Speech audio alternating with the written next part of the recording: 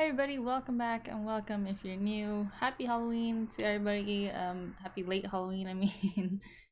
I hope you guys had an awesome Halloween. I wanted to go trick-or-treating with my baby, but she's only 3 months, so I think she's a little bit too young.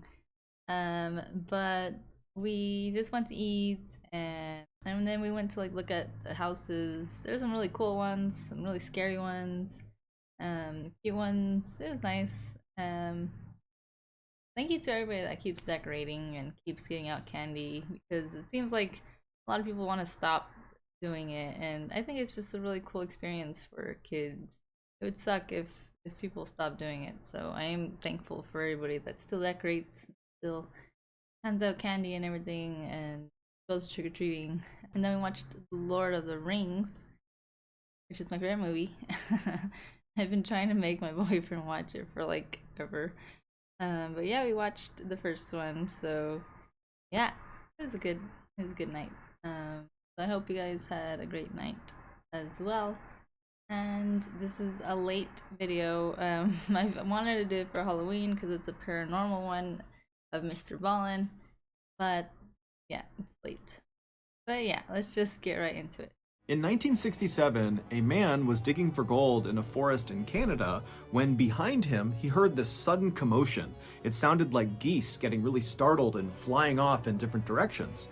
And so he put down his pickaxe, he stood up, he turned around, and what he claimed happened next is referred to as the Falcon Lake incident, and it's considered to be one of the most credible paranormal stories of all time. But before we get into that story, if you're a fan of the strange, dark, and mysterious delivered in story format, then you've come to the right place, because that's all we do, and we upload once a week. I wonder if some kids even know what a DVD is, which is crazy to even think of.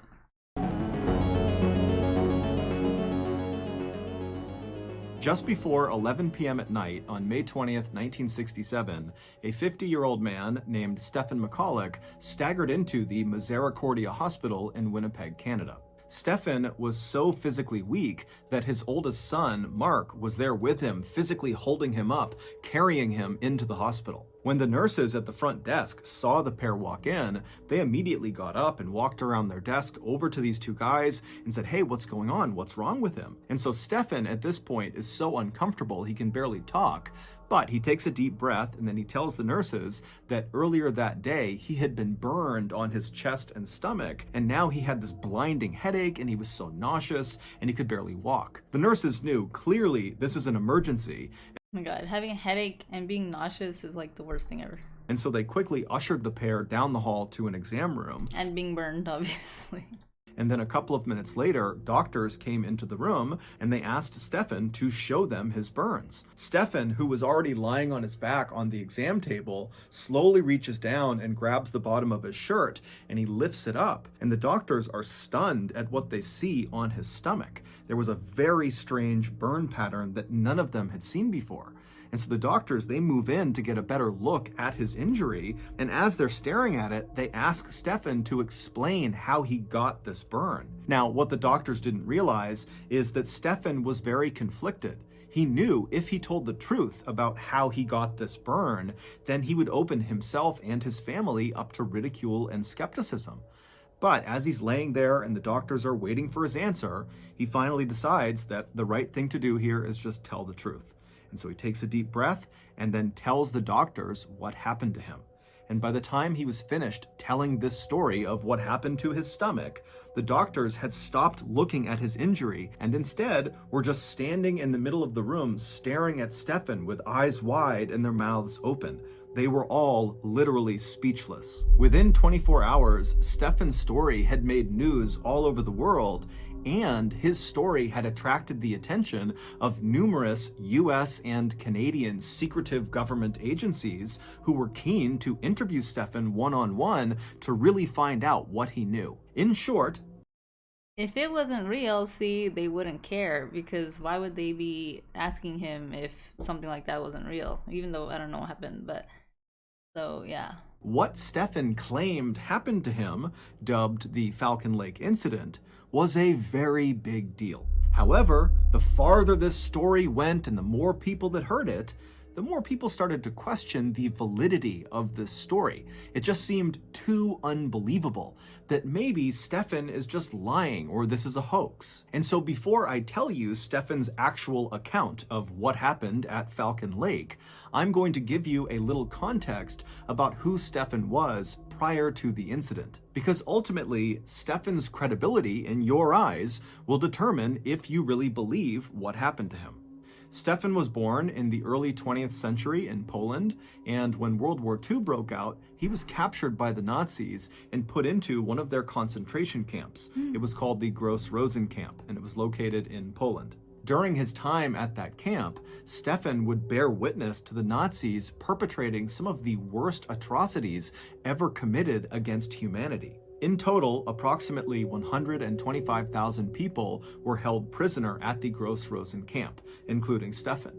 And of those 125,000, 40,000 of them would be killed, primarily on site at the camp, or on a Nazi-led death march. After the camp was finally liberated in early 1945, Stefan worked as a translator for the US Army, helping them continue to liberate other concentration camps across Europe. But by 1946, Stefan was ready to leave Europe and start a new life somewhere else and put World War II behind him. And so he and his wife, who also was held in a concentration camp during World War II, fled Poland with their 3 young kids and resettled in Winnipeg, Canada. And for the next 20 years, the McCullochs lived a very peaceful life. Stefan would find work as a mechanic at a cement factory, and his wife and his kids would make many friends and fall in love with the Winnipeg community. However, the McCullochs' life would take a sudden turn for the worst on May 20th, 1967. That was the day of the Falcon Lake incident. Yeah, why would somebody like that make something up? You know? Stefan was a very passionate amateur prospector. A prospector is someone who searches the earth for mineral deposits, usually gold or silver. Stefan would spend much of his off time traveling all over Canada to different wilderness areas to basically hike around the forests and up over the mountains, stopping to hack into the earth with his pickaxe in hope of discovering treasures underneath the surface. Now, Stefan almost never found any treasures on any of his prospecting journeys, but he wasn't really in prospecting for the riches. Stefan just loved being outdoors and being in nature. It was very calming and peaceful for him, and considering how traumatic his earlier life had been, being in the concentration camp during World War II, finding moments of peace in his life was very important to him. And so, in May of 1967, Stefan decided to go out on another one of his prospecting trips, this time to an area called Falcon Lake. Falcon Lake is a fairly large lake located about 100 miles to the east of Winnipeg, and surrounding this lake was a big forest that Stefan had heard contained silver deposits tucked away in the hillsides. And so on Friday, May 19th, Stefan was ready to go on this trip, and so he packed up all of his prospecting equipment, he said goodbye to his wife and his kids, and then he left the house and made his way to the bus stop where he hopped on a Greyhound bus. 2 hours later, he got off the bus at the stop closest to Falcon Lake, and from there, he made his way to this cheap motel that was right on the side of the highway. He got a room, he got a quick bite to eat in their cafe, and then returned to his room and went to bed. The next morning, May 20th, 1967, so the day of the Falcon Lake incident, Stefan woke up early, right around 5 a.m. And by 5:30 a.m., he had all of his equipment either in his backpack or on his belt, and he was making his way out of the motel's front doors. Right outside of this motel was the highway that ran left to right, and on the other side of that highway was this huge forest that Falcon Lake was deep inside of. And so after Stefan left the motel, he crossed over that highway and began walking into the woods. And for the next several hours, Stefan just kind of meandered his way through the woods. He wasn't on a trail. He was just using his compass to make sure he was generally walking in the direction of Falcon Lake. At around 9 a.m., so he's been hiking now for several hours, he looked up ahead and he saw there was a clearing on the side of this hill. And so Stefan walked into this clearing, and 2 things became immediately apparent. One, he was right near Falcon Lake. From his perspective on this clearing, he could look down just a couple of 100 feet, and there was the lake. And two, the reason this clearing existed and why no trees were growing on it at all is because under his feet was just a huge rock face, like a quartz vein that was running across this hillside. And so this was like the perfect place for Stefan to begin prospecting. And so he set his things down, he got out his pickaxe, he got his welding gloves on, he put on his welding goggles as well. They protected his eyes from any rocks that were flying as he was hacking into the ground. And then he got to work. For the next couple of hours, Stefan very diligently hacked away at this big rock, but he didn't find any silver or anything else of note. And so around 11 a.m., Stefan was hungry and tired, and so he put his pickaxe down, he took his goggles off, he took his gloves off, and he sat down on this rock facing the lake to have some lunch. And as he sat there enjoying his food, all he could hear in the distance were the sound of a few geese down on the lake making some noise, but other than that, it was totally quiet. After he was done eating, he put his gear back on and got back to work. About an hour later, at around 12:15 p.m., Stefan was still hacking away at the rock when, despite all the noise he was making as he smashed the ground with his pickaxe, he could hear a really loud commotion coming from behind him. And it turned out when he stopped the pickaxe, the commotion sounded like geese honking and going wild. And so he dropped his pickaxe, he took his goggles, put them up on his forehead, and then he stood up and he turned around and he looked down towards the lake where he heard all these geese going crazy. And the first thing he noticed was there were some geese on the lake that appeared to be flying off in different directions like they had been startled. But what really immediately caught his attention was not the geese, but what had very likely startled the geese. And that was two bright, glowing red objects that were flying slowly across the lake towards him, kind of roughly over where the geese were. And now these objects, they were cylindrical. They appeared to be about maybe 30 or 40 feet wide. They didn't have any sort of emission coming off of them. They weren't making any noise. They were just kind of slowly making their way over towards where Stefan was. Now, as Stefan is watching this happen, he wasn't fearful. He assumed those have to be military aircraft. As it was, this part of Canada, Falcon Lake, is very remote. There's not many people around. And so logically, it made sense that perhaps there's a military that's doing training exercises in this area. And so feeling much more intrigued than fearful, Stefan just continued to watch as these red aircraft got closer and closer to his side of the lake. And then when these two craft were about 200 feet away from where Stefan was standing, they came to a stop and they were just hovering in the air. And then one of the craft suddenly turned orange and began going up into the clouds, and then at some point just vanished. And then the other craft, instead of going up, just continued descending very slowly, now very clearly towards this open rock face that Stefan was standing on. Now again, Stefan was totally convinced that these were military aircraft, conducting some sort of exercise, and so he's not fearful. He is just intrigued by what he's seeing. And in fact, by this point, he had convinced himself that this second aircraft that was now coming down to land on these rocks must have experienced some sort of issue, and they were landing in order to fix it.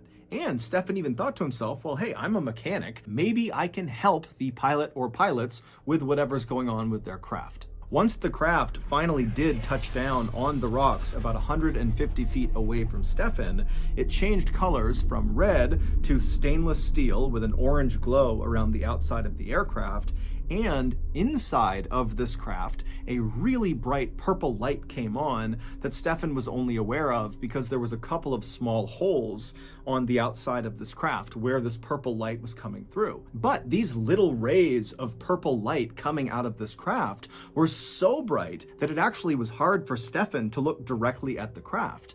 And so his welding goggles were still on his forehead, so he pulled them down, put them over his eyes, and his welding goggles had a kind of tint to them, so it was like he was looking through sunglasses, and with those on, he was able to continue looking at the craft. And so through his goggles, Stefan is still just standing in the same spot where he first saw these craft, and he's watching this craft that's now landed 150 feet away from him, and he's fully expecting any minute for the pilot or pilots to come out of the craft and explain what's going on. But at first, Nothing happens. And so Stefan is just standing there waiting for something to happen when he realizes he has his sketchbook in his pocket. Stefan liked to bring his sketchbook along on his prospecting trips because he liked to sketch things. And so he figured while he waited for the pilot or pilots to emerge, he would sketch the craft. And so for the next couple of minutes, that's what he did. And then after he was done sketching it, he put his sketchbook away, and then really nothing. That's crazy. He like literally was completely prepared for this. I mean, he had his welding goggles and a sketchbook, and like, that's crazy. Happened for about another 30 minutes. He just stood there and the craft remained motionless. But after about 30 minutes of the craft having landed, it opened. There was like a sliding door on the side of the craft facing Stefan, and it revealed the beautiful, bright purple interior of this craft. But from Stefan's perspective, because of how bright the lights were and how far away he was, he couldn't tell what was inside of the craft.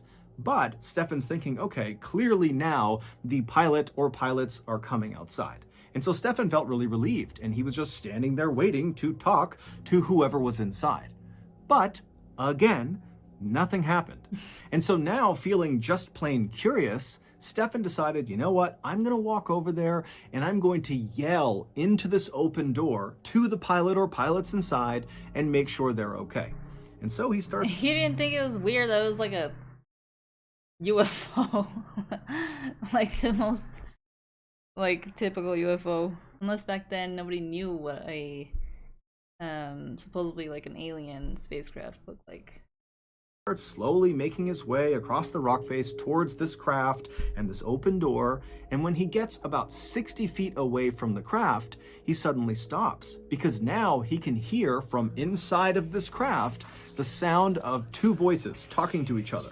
He can't really tell what they're saying, but very clearly there is communication happening inside of this craft. And so Stefan assumed that must be the pilots, and so he called out to them in English.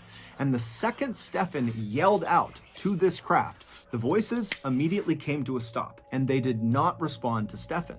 And so Stefan is calling out to them in English, hey, are you okay? What are you doing in there? And when English didn't work, Stefan called out in Russian. He called out in German, Italian, French, Ukrainian. What? And when all of those didn't work, He can speak a million languages. he went back to English and just continued kind of calling out, trying to get them to please come out and talk to him. But he got no response, and no one came out of the craft. And so at this point, Stefan thought, okay, I'm totally committed, so I need to keep going and make sure the pilot or pilots are okay. And so he continued walking closer and closer to this open door of the craft, and when he got about 10 feet away, he was suddenly struck by the incredible craftsmanship of this craft. He couldn't see any rivets anywhere on this amazing piece of machinery, meaning this craft appeared like it had somehow been carved out of one enormous piece of steel, which seemed totally impossible. Also, Stefan noticed there were no insignia on the outside of this craft. There was no flag or anything kind of denoting who was flying it. There was really nothing on the outside of the craft. But Stefan just kept on going until he was standing right outside of this open door. He's only a couple feet away from it, and now he's looking directly inside, and he doesn't see the pilot or pilots. And in fact, because of how bright this purple light is coming out, even with his goggles, it's really hard to see what's inside of this craft. But he can clearly see inside there is some sort of panel in the back of the craft with lots of flashing lights, almost like a computer, and there were other kind of columns of light moving around inside the craft at different angles. But after looking in this craft for only a few seconds, the door suddenly slid shut. And then Stefan, without really thinking about it, reached out and touched the craft. And the second he did that, two things happened. One, the hand that he touched the craft with, Oh, no. he was wearing a big welding glove, and the second he made contact with that craft, the leather glove began to melt. Not even catch on fire, it just instantly began to melt. And so he began frantically ripping the glove off to get it off of him to avoid injury. And then the second thing that happened is the craft began rotating counterclockwise until this vent that was on the outside of the craft, one of the very few things that was on the outside of the craft that actually Stefan had noted in his sketch. He had drawn this grate that sat on the outside of the craft.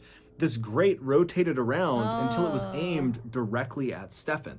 Now, to that's picture this that's what happened to him. grate, picture like a vent you would see inside of a building where air conditioning blows air out of, right? It's kind of like that same size, the size of a license plate on a car. And instead of there being vertical slats along the vent, like you would see with an air conditioning vent cover, on this vent, on this craft, it was like a checkerboard pattern with little buttonholes all over this vent.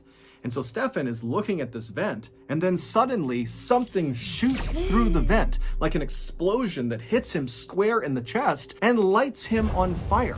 His shirt is literally in flames, and so Stefan is frantically trying to rip off his shirt. He throws it on the ground, he's stomping the flame, and as he's doing that, he looks up and sees this craft has immediately shot into the sky and is now disappearing into the clouds. Now, Stefan had no idea what just happened. All he knew is his chest and his stomach now hurt tremendously. But before he could deal with that, he developed this unbelievable headache. He suddenly felt so nauseous, and he felt delirious, like he was drunk. Trying not to panic, Stefan, who now is shirtless and badly burned, he ran over and grabbed some of his things, and then he began heading back into the woods to make his way back towards the motel. It would take him several hours of stumbling through the forest, That sucks. He has to go all the way back.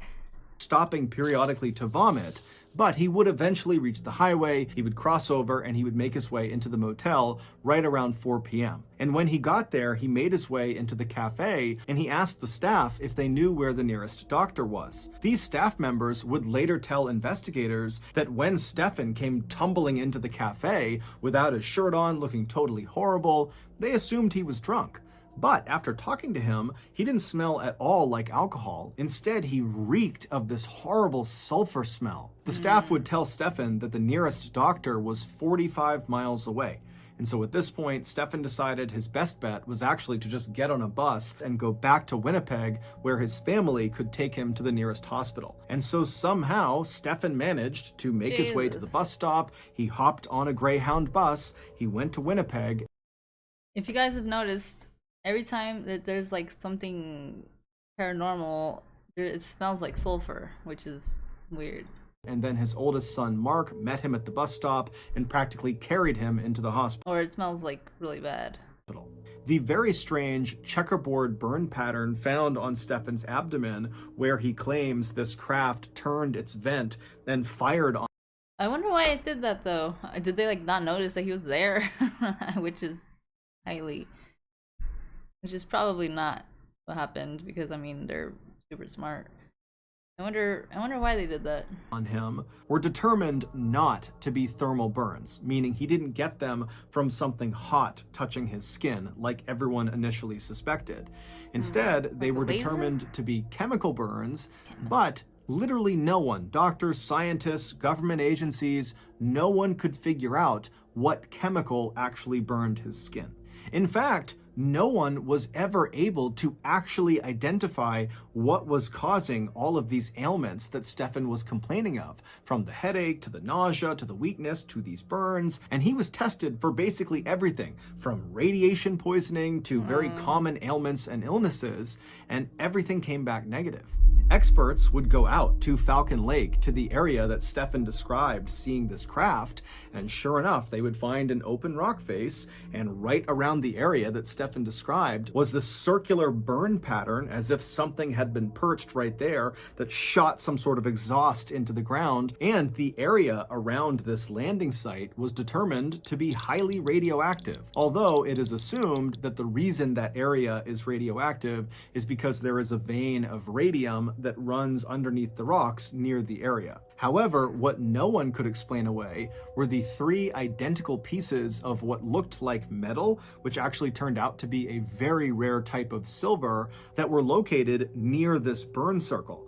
Now, even though the Falcon Lake area was known apparently for having silver deposits up in the hillsides, this silver, these 3 pieces of silver, were not from the hillsides of Falcon Lake. This silver was heavily manufactured. Someone, something, some machine had manipulated the metal to bend and be cut in a very particular way. And all three of these pieces of very rare silver were highly radioactive. They would also find traces of this very rare type of silver that seemed to have seeped into some of the loose rocks that were inside of that burned out circle, almost like the silver had melted into the rock. But despite these pieces of evidence that do seem to suggest that Stefan really did see some craft land on these rocks, and despite the fact that the US government and the Canadian government both thoroughly investigated this case and they were not able to debunk it, they basically said, well, something happened, but we don't know what. Despite all of that, Stefan and his family's lives were forever upended after this incident. Stefan was ridiculed and accused of lying. You are so stupid. And of being crazy, and his kids were unfortunately bullied at school. Shortly before Stefan died in 1999 at the age of 83, he was asked if he regretted coming forward with this story. And he would say, yes, I wish I never told anyone. But he would also say, at the time, he really felt like he had a duty to tell the world about what happened. Stefan never changed his story, and he never came out and said, I think this craft came from another world, another planet, another universe. He just said, look, I think it was an experimental aircraft. That's it. He also never made a dime on this experience. If anything, he lost money because he paid to write a 40-page pamphlet that explained what happened to him, and then he left all these copies on his porch. So if news people showed up or if nosy neighbors showed up and had questions, he would just point to the stack of the books and say, take one and read it. Oh, wow. Crazy. So that's gonna do it. If you got something out of he obviously didn't want anything out of it. He was just trying to have a peaceful life after what happened to him, and then people ridicule him. Like, what? That's so like, just because you don't understand something or are scared of something or don't think that it exists, just because you think that it doesn't mean that it doesn't. Like, just because it's just so dumb. And nowadays I think a lot of people are more open-minded to there being aliens. I think most people actually do think that they're aliens, and I'm sure that there is. And it sucks that, I mean, I'm surprised I never heard of this story, because it's super, I mean, it's probably the most believable story I've ever heard with evidence. Like, there was, like, literally, there was evidence, there was on him on the ground, and people still said that it was fake. How is that even possible? How is he gonna carve through the rock? Like, it just doesn't make any sense. And he's gonna put metal in the rocks. Like, it doesn't make any sense that people wouldn't believe him. It's so stupid. If anything, like, and then plus the government was interviewing him. That just, from the beginning, you can just tell that that's real, because why would they be investigating something that would clearly not be real? It's obviously something that obviously the governments know more than we do, and that's why they were investigating into it, because they wanted to know, like, what did he see? Because they know that there is aliens, and they've been knowing for a long time. And I mean, if you just look at the CIA's website, they have some files and stuff, documents that you can look up. I mean, it's kind of hard to like find specific ones, but they have stuff on time travel, on teleporting. I forgot what it's called, but I'll put the link if I find it. But this is stuff that they've been knowing for like ever, and just because you don't know doesn't mean that it's not true. So it really sucks that that happened to this guy. I really wish that he was, and poor him. I mean, he said, I wish I didn't tell anybody, because, I mean, look what happened. But I'm happy that he did, because even though it's like literally 22 years later that he told his story, or that he died actually. I forgot when he told the story. 1957, I think he said. But at least now people probably believe him, which sucks, but I'm happy that he did he did tell people what happened to him, because that's crazy, and it just solidifies the fact that there are things out there that we don't understand, that we don't know about. So yeah. So thank you so much everybody for watching. I hope you enjoyed it as much as I did. I really like stuff about UFOs and things like that, aliens and paranormal things, you know, and like I guess that they go to the forest because there's not a lot of people, obviously, and but I wonder why they hurt him. Like he obviously wasn't trying to do anything to them. Maybe they thought that he was. I don't know. But tell me what you guys think, and I hope you guys have a great day or night, and I hope to see you guys next time.